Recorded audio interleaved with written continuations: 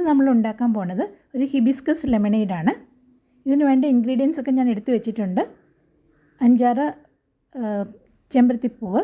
ഇത് നാടൻ വെറൈറ്റി ചെമ്പരത്തിപ്പൂവാണ് നമ്മൾ ഇതിന് ഉപയോഗിക്കുന്നത്. ഹൈബ്രിഡ് വെറൈറ്റീസ് ഉപയോഗിക്കത്തില്ല. ഒരു ലെമണിൻ്റെ ജ്യൂസ്, 3 ടേബിൾ സ്പൂൺ പഞ്ചസാര, ആവശ്യത്തിന് ഐസ് ക്യൂബ്സ്, 2 കപ്പ് വെള്ളം. ഇനി ഇതെല്ലാം കൂടി നമുക്ക് ബ്ലെൻഡ് ചെയ്തെടുക്കാം.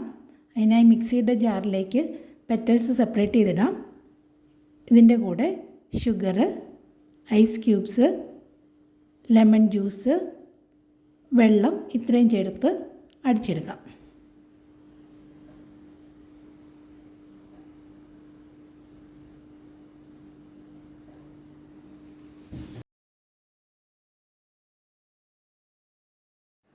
ഇത് ബ്ലെൻഡ് ചെയ്തെടുത്തിട്ടുണ്ട്. നമുക്കിത് സെർവ് ചെയ്യാം.